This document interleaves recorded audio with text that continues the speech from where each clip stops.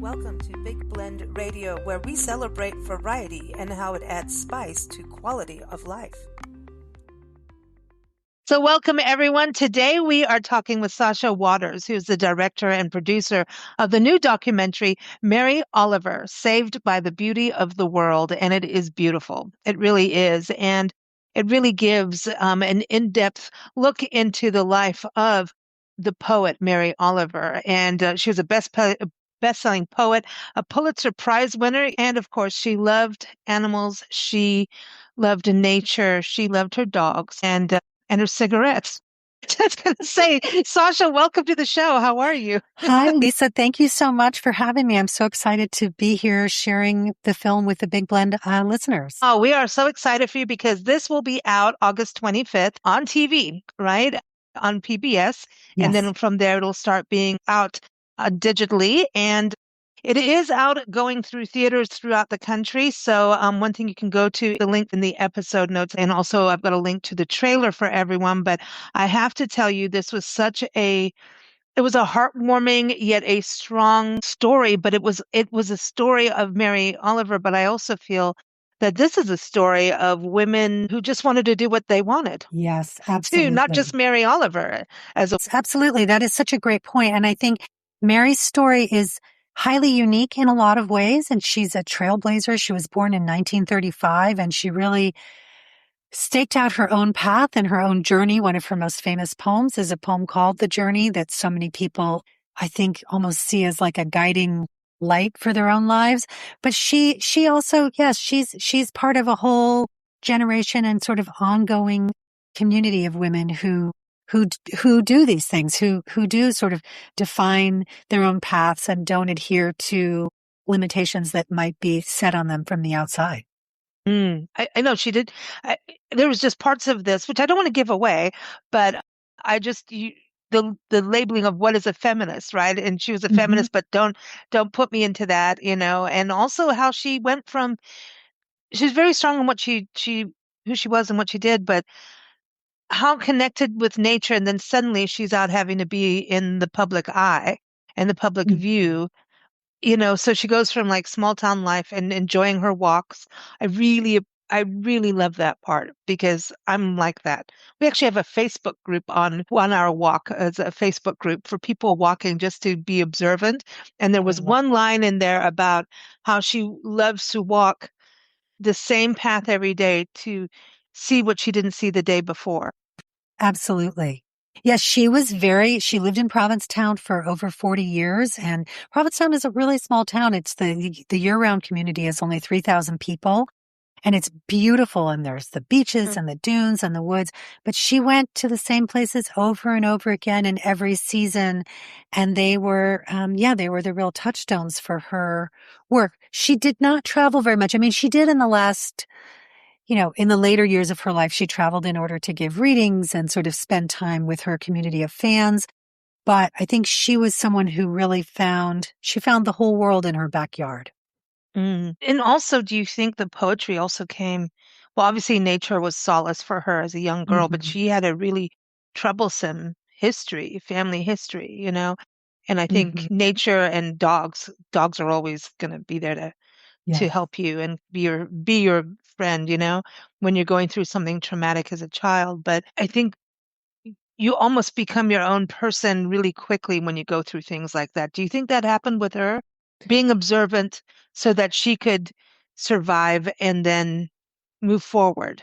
Yes, absolutely. And I think that one of the things that her poems and also just the story of her life show us and point to is this idea of the restorative healing powers of nature, of dogs, of things that maybe seem really simple or maybe that we take for granted. And I think it's important too that, even if we can't all live in Provincetown near a beach forest or near the Atlantic Ocean, but we can all go for a walk wherever we are and be more observant, or take a pair of binoculars and maybe look at the birds, right in our own backyards. And so I do feel like she was healed. I mean, she says she was saved by the beauty of the world, which is where the title of the film comes from. But she reminds all of us that we have the ability to be replenished and nourished by the natural world. And I think that is so important. I mean, it's more important now than it ever has been. But there was just so much power in her Hmm. words.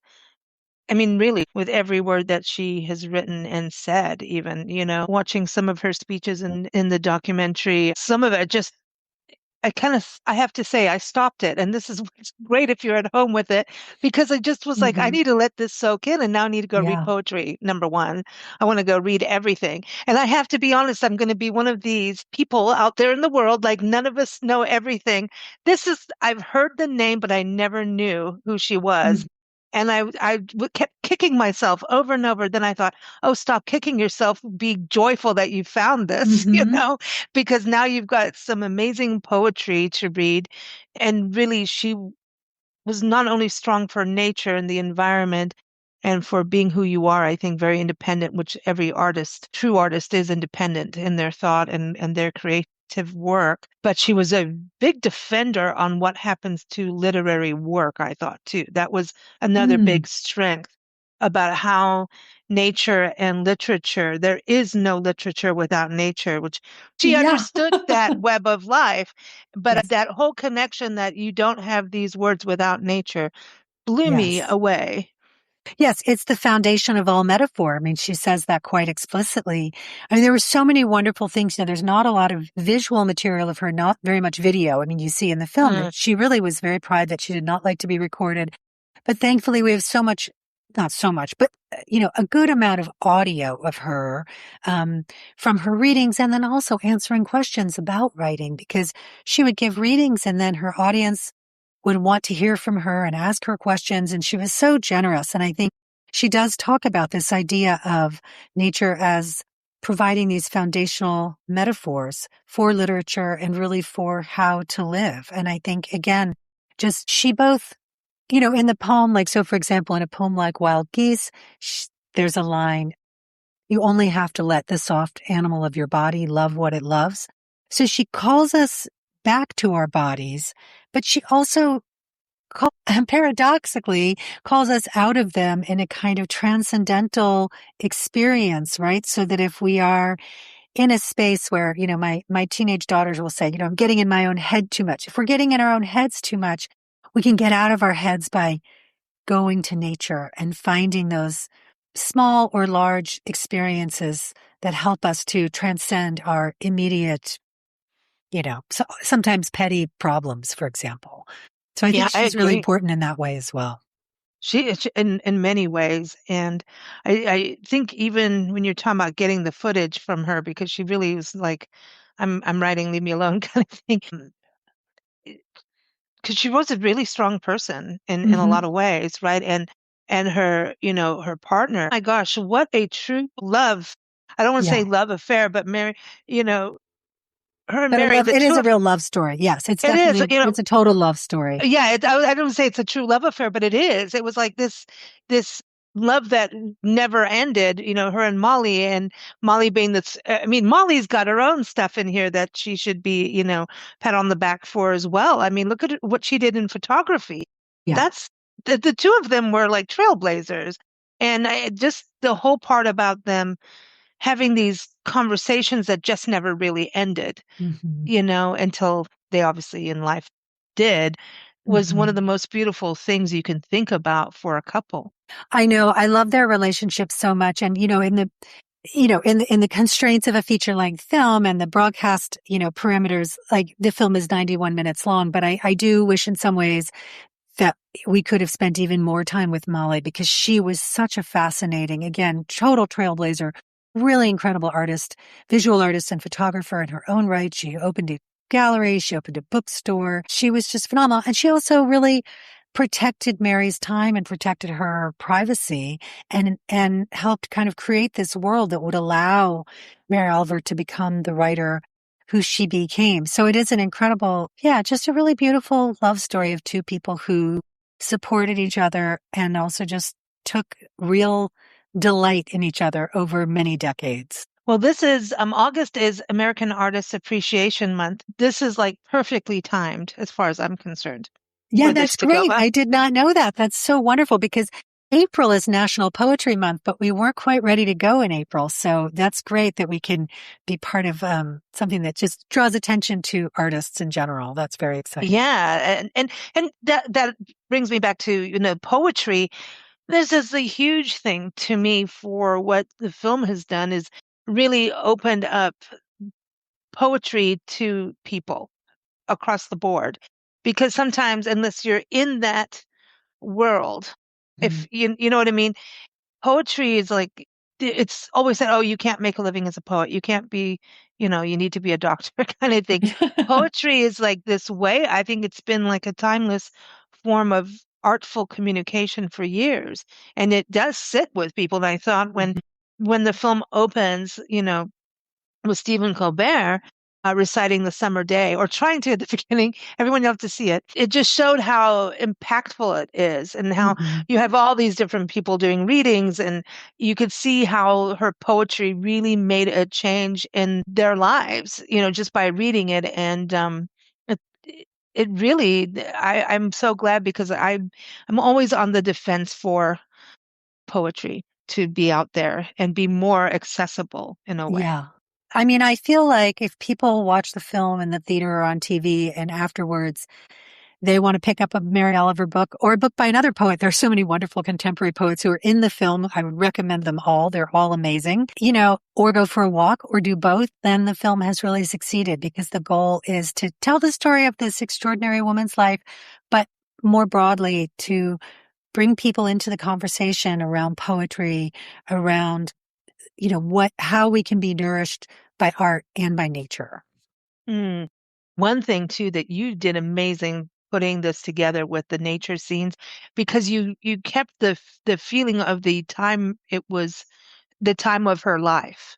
You Oh. did, like, I just was like, wow, I would never have thought of anyone doing that, but you did. And it was like that whole, how you put it together, just you really felt like you were going through the ages with her.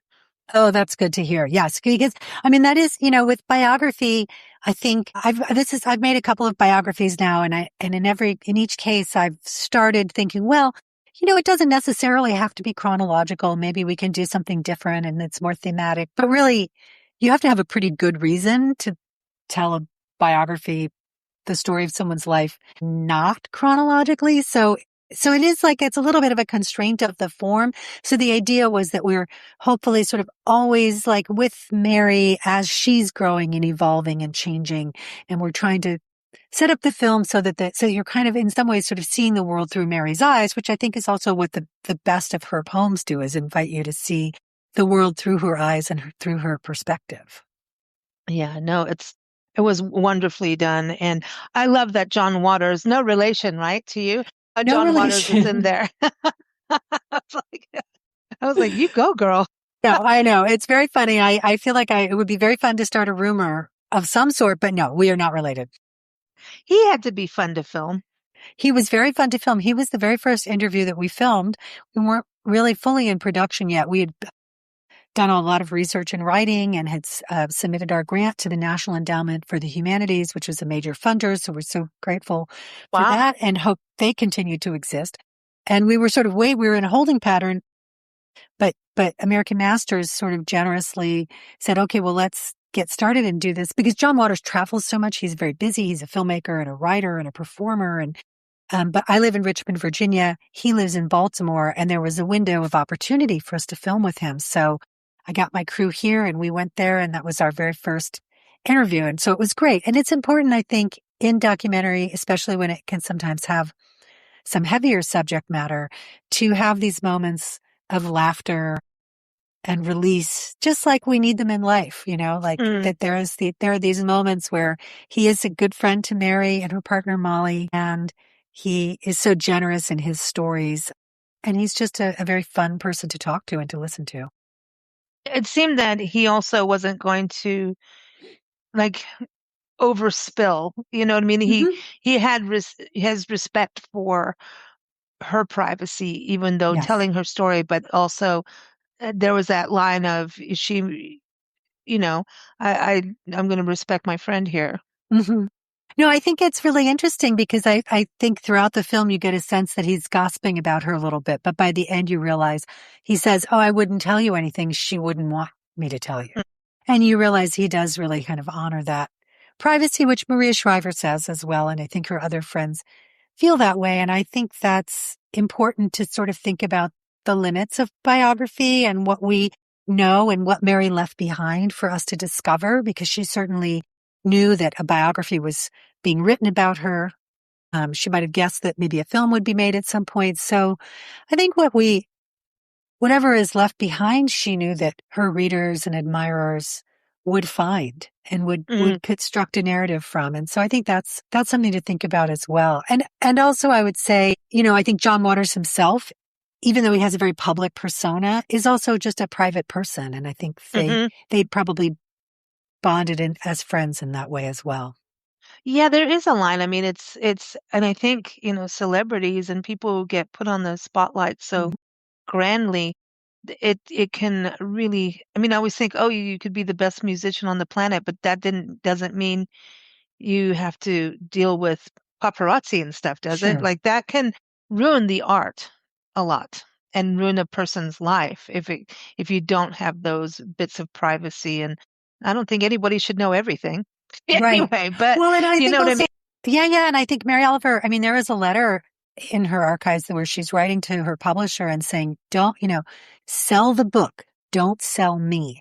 She was sort of the opposite of like an Mm, influencer or, someone with a brand. I mean, even though she, ironically, she did become this sort of icon in her own right, she did not want it to be about her. She wanted it to be about the work and bringing people to the work. And so that's something, we thought about in crafting the documentary as well. Like it is the story of her life, but we tried to center the poems and the poetry and the process as much as possible to bring people to the work. yeah, I think you did an amazing job, and I'm excited for people to see it. How did you, decide to, what was your decision to do this? I mean, what was your inspiration? And then like, oh, let's do it. Well, so I had made a film about a photographer for American Masters in 2018, a photographer named Gary Winogrand. And I've been looking for other projects and developing other projects and thinking about biography in particular. But this was something that was actually brought to American Masters by our producer, John Keith, and his partner, Leah Winkle. And they were just amazing partners and creative collaborators throughout the entire process. So they brought the project to American Masters, and then American Masters and I had been in conversation. And so we all kind of teamed up together. But I had been a long time huge fan and reader of poetry in general, of Mary Oliver in particular. I remember the very first conversation I had with American Masters. I said, oh, I happen to have a collection of her essays right here because she also published essays and prose. And so yes, I was so excited and really also excited by the challenge of having made a film about a photographer where there's so much to look at. How do we tell the story of a writer? Mm. Where what are we looking at? There's so much to think about and so many ideas and all these poems. And she wrote more than 30 books. Oh my goodness, she's prolific. But the real creative, artistic challenge of translating that into a cinematic experience was very exciting for. I think it was interesting to see the different people recite some of her work, like Steve Buscemi. I was like, "Whoa, is that him?" Yes, it is. Mhm. So of course, you have Oprah who loves her books, Helena Bonham Carter. I mean, where did that idea of having them recite it? Like, how did you find out that they were into her Well, work? it was different. It was different paths with each person. We wanted to include people who had a real organic, authentic connection or relationship to Mary Oliver. So in the case of Helena Bonham Carter, for example, I discovered this TikTok that she just had a TikTok of herself reading the poem Wild Geese. And so Oh that's wow. how and so that's how we connected with her. In the case of Steve Buscemi, Lindsay Whalen, Mary Oliver's biographer, told me that she had seen Steve Buscemi at some of Mary's readings. And so when Oh, I reached out to him, he said, I'm not a big poetry guy, but I did, I did go to these readings and I did kind of get drawn in. And so that was interesting. And then Stephen Colbert Mm. We were well into production, like really far along. And one night on his show, he happened to tell a guest that he sent the poem, The Summer Day, to his children every year on the first day of summer. And by that point, I had a lot of friends who knew I was working on this film, and people were texting me going, "Oh my God, Stephen Colbert is a Mary Oliver fan. You have to interview him or include him." And so we reached out to him. And so it was a really, really organic process of connecting with people who were authentically fans of Mary Oliver. It's meant to be that way, I think. It was meant to Yes. be, you Yes, I know? think so. It was great. I mean, just kudos to you on doing this.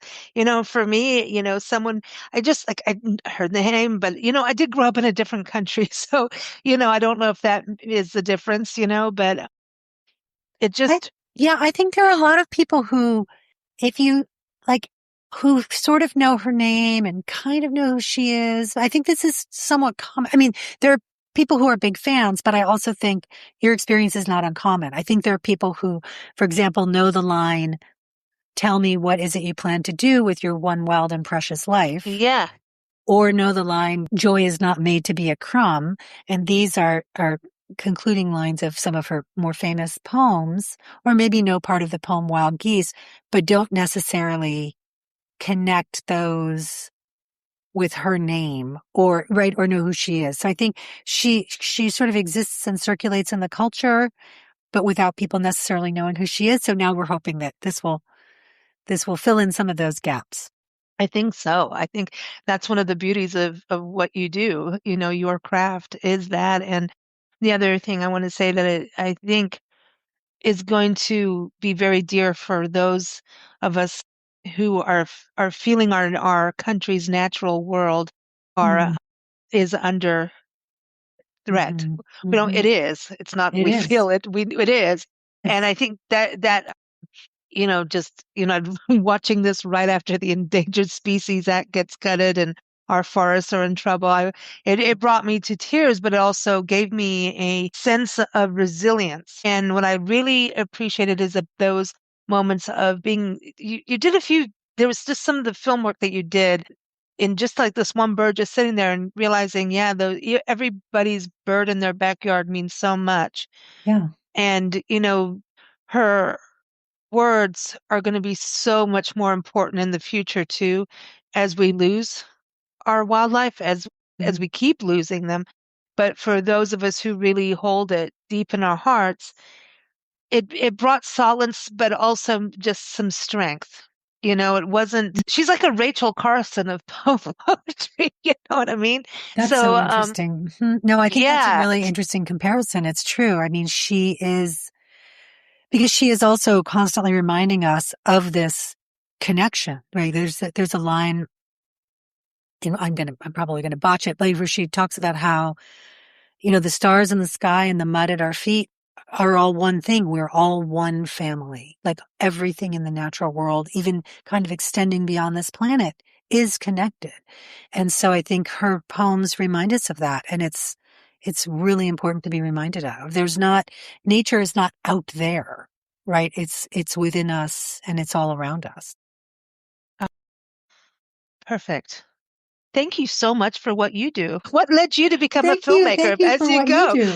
I want to know Ah. what led you to become a filmmaker because it's important work what you're doing. Mm. It's funny. I started as a photographer, actually, which is, I Mm. think, part of the reason that I ended up making a film about a photographer. It was someone who I greatly admired when I was a young person just starting out. And I think that as much as I loved being out in the world with a camera, at a certain point, I felt constrained by the silence of it. This idea that you'd be out in the world with a camera, but also be talking to people. And yet, yeah, I mean, there are ways to do documentary photography and tell stories through text or incorporate that. But I really sort of evolved in my practice from photography to filmmaking through being attracted to storytelling. And again, I think also I work a lot with 16 millimeter film, which is not digital, it's analog. And so that process of being in the world and slowing down, I Mm, think is really important to me as well. that's awesome. Awesome. Well, thank you so much, Thank you, everyone. Again, Lisa. the link is in the episode notes so you can see if you want to go see it in a theater or watch it at home. Again, it is out, the release is August 25th. All the information is in that link, and there's also the trailer, so you can watch that. And everybody enjoy this and get the younger generation to watch this too. I think it's really special for them. Mhm. So thank you so much. Thank you so much. I really appreciate it.